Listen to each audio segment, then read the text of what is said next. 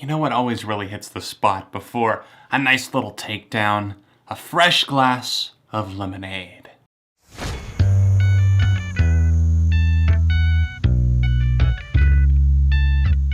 Sup everyone, John from Beyond ARTV. Been a while since you've seen one of these videos, huh? Yeah, I know that's what a lot of you guys subscribed for in the first place. You were wanting more problems with more people. But the fact is that I can't create problems just for the sake of content. I'm not that type of creator. I'm the kind that kind of waits, and if there are problems that are out there, or if there's something that's been building up inside me, that's when I decide to do the video. And I've been thinking about this one for a while, so we're going to talk about Katy Perry. Katy Perry is the now activist, the free-thinking pop star, the one that's been around, formerly known as Katy Hudson. You probably know her from her Christian music days. I know that's how the majority of you guys discovered her music, not with that sinful heathen stuff like California Girls and E.T. and those collaborations with Kanye West. No, you know her as Katy Hudson, and you got into her as that down-to-earth Christian girl with the good music and the gospel and everything like that. So if you're not familiar, Problems I Have With is a series where I go through and take a specific artist or perhaps a band, and I go through and list issues and problems that I personally have with them. Things that I see that they've put out into the world, or have said, or have done, or just with their music possibly in general, or the way that it relates to how they carry themselves in real life. And today's target is Katy Perry. Katy Perry, of course, has been generating a lot of buzz lately because she is one of the new judges on the comeback season of American Idol, and she made a lot of headlines for making a really disastrous move that was kissing someone without getting their permission. Somebody who clearly said that they wanted their first kiss to be special, and then you just go in and do this.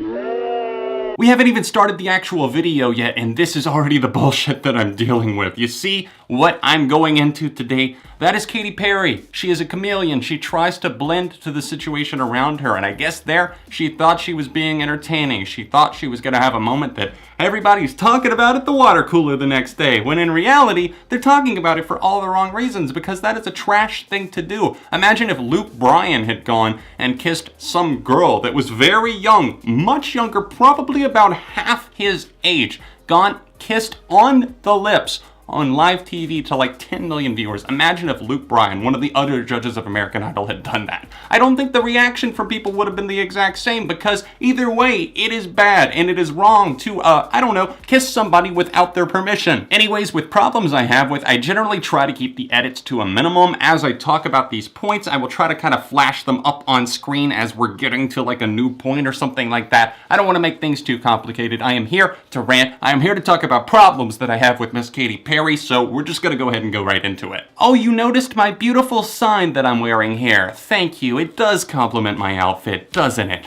More woke than you. Huh, that's strange. I feel like I've been getting that vibe from Katy Perry, and that's only since her album Witness came out, and dare I say, it came out and tanked on the charts. Maybe it hit #1, sure, but I was looking up those worldwide sales for, all of her albums just to see how they'd all performed, and the first album, 7 million, the second album, Teenage Dream, 6 million, and even her third album sold over 4 million worldwide. And then I looked up the new album Witness. Not even 1 million. Huh, I guess being fake woke doesn't really get you the sales and the earnings after all. Well, with Witness, this is an era where Katy Perry has suddenly become an activist. In fact, her old Twitter bio literally used to say, conscious. And conscious is something that I think that she thought was so deep, and that's the whole problem right there. The fact that Katy Perry is clueless. She held a 24-hour live stream to promote Witness, which is really weird to do to begin with, and she had all of these different bizarre people on from all walks of life. That's fine, nothing wrong with having a very diverse cast of people come to join you to promote your album, I guess. But the things that she was doing and talking about and the discussions, quote unquote, that she was trying to have were just painfully awkward and so forced. The fact that I would sit there and listen to this live stream and I'm thinking, oh my God, I'm by no means like an SJW or of that mindset or anything like that, but it seemed like Katy Perry was trying to be that person that was just really educating themselves because oh, I want to be conscious and I want to be woke now. I want to be that individual that's just so well informed. But the way that she played it, it's literally the whole chameleon effect. She's blending into the people around her. In 2010, she's got, stuff coming out of her boobs, and that's fine. You're empowered by that. You're shooting your whipped cream everywhere, and you and Snoop Dogg are singing about California girls and everything that's so great there. And now you're coming out 2017, 2018, and you're just trying to push this whole vibe that, oh, I'm making conscious pop music now, and, I'm making statements with my art. Come on. She posted a really weird tweet about becoming a political activist or something along those lines, and it kind of was befuddling to me because I want to get inside Katy Perry's mind. I don't know if she kind of read up on a lot of news articles and saw that, oh, this is what people are talking about these days. People are being socially conscious. I should do that too. I'm gonna hop on that trend for this album. What is the theme of this era, of the Witness era? It's gonna be being woke. It's gonna be a social movement. And what's gonna be on the album? A bunch of boring pop songs that don't sound anything like my past stuff and tanked for a reason. That being said, Katy Perry will do anything for a hit. She'll do anything. She'll do anything. She'll have anybody on. She doesn't care who it is. She has to get a top 10. She has to get to the number 1. I think we all remember Teenage Dream when she had that string of number 1 singles. All of the ones from that album. Firework, Teenage Dream, California Girls, E.T. E.T. didn't perform well enough on its own, so what do? Okay, it's not rising up the charts. Oh, let's call up Kanye West. Okay, Kanye. Okay, he saved it. He got it up to number 1. Okay, we're number 1. Okay, what's the next single? Last Friday Night. Okay, what do we do? Okay, we get another remix. It's all good. That one goes to number 1 as well. Okay, the one that got away. That's our next single here. Okay, what are we gonna do with it? Okay, it's not charting. It's not charting. What do we do? It's not hitting the top 10. Oh, let's just do another remix, another shitty remix with some rapper that has nothing to do with the song, and we literally only called him up because we need a feature, because we need to get to the top 10. We need to hit number 1. And guess what? It didn't get to number 1. So fuck you, it didn't quite work, did it? That strategy continued throughout the Prism era, and even on her newest record. She was really trying to promote it and sell it. Witness has some crazy videos, and I do think that the Chain to the Rhythm video is fine. In fact, that song is okay. I know a lot of people hate it because it is trying to be, I guess, a little bit woke. We're all just zombies walking around when we should be caring about things. But the song is catchy enough. I can't fault it. I actually did get a little bit chained to the rhythm, I can't lie. But the other singles are where I started to take issue, the way that she promoted them. I mean, the Swish Swish music video was really just pathetic. I mean, I made an entire video roasting it, and I think that you can see for obvious reasons, it was so painful because she's trying so hard. She's trying so hard to be relatable. She's doing memes. She put the fucking shooting stars meme in there. And somebody thought that that was my edit whenever I was roasting the music video. No, that's just her and her team trying to be relatable, trying to put some outdated memes in there. So, good on you. If that's how you want to do it, then fine. And Swish Swish in general, that song is odd to me. It's a song that is dissing a very specific woman, that woman being Taylor Swift, because Katy Perry and Taylor Swift have an ongoing feud. I think most people know that. It's been said in the past that they were friends,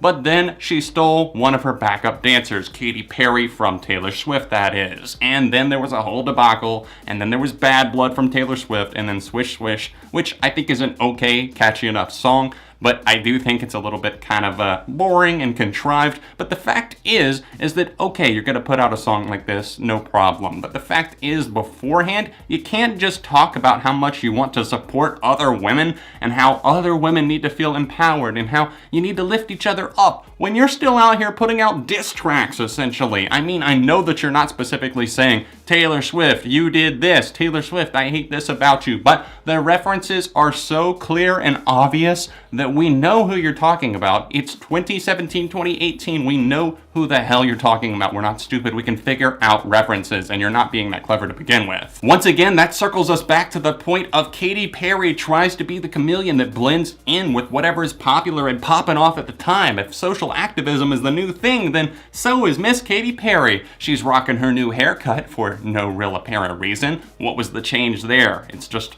a new haircut and it's still wild and wacky Katy, or is it socially conscious Katy? I don't know exactly what it is. Sure, she can do whatever she wants to with her hair, but it seems like she was trying to make some sort of statement, and honestly, if I'm being 100% honest, it feels like a bit of a move to try to pander to a younger audience because, guess what, girls don't always have to have long hair. I'm gonna cut off all my hair, I'm just like you guys. Don't forget to pick up my album on iTunes and stream it on Spotify. I've done all of them, and the only thing I have to do is like shave my head, which I'm really saving for a public breakdown. I'm down for that. Watching people interview Katy Perry can be a very unnerving and uncomfortable thing because it seems like she's so half-assedly informed on most situations that she just gives and spurts out some sort of answer that could possibly relate, but doesn't really correlate to the situation at hand, so it could really be about anything. So she's able to give a generic enough reply, is basically what I'm saying, to appease the interviewer or the people watching the video,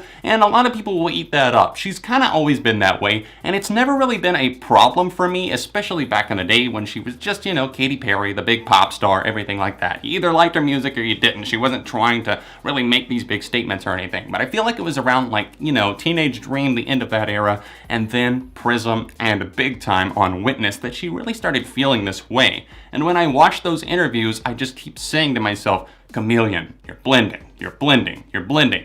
If you're interviewing with maybe a different crew of people or a different type, say for example that she got interviewed by Barstool Sports, she would probably act like one of the boys, just like her album title would imply. But then she's interviewed by maybe Huffington Post or something else, and she's like, well, I just believe in rights for everyone, and, my new album speaks volumes about that, and I would really love for everyone to give it a listen. Bitch, please. I've truly never felt like Katy Perry had a very distinct personality. I mean, she can be funny occasionally, and some of her songs are downright catchy. I would be lying straight to your face if I said that I did not like any of Katy Perry's music. I'm not here to talk about that, or the quality of her past albums or anything like that. I think most of them are very bland. She's got some good hits, but the deep cuts, for the most part, there's not much to dive into there. In my opinion, it feels like Katy is the type of person that would 1 minute say, if it was okay still, oh, you know what, sex sells. I'm gonna put myself on the cover of Teenage Dream,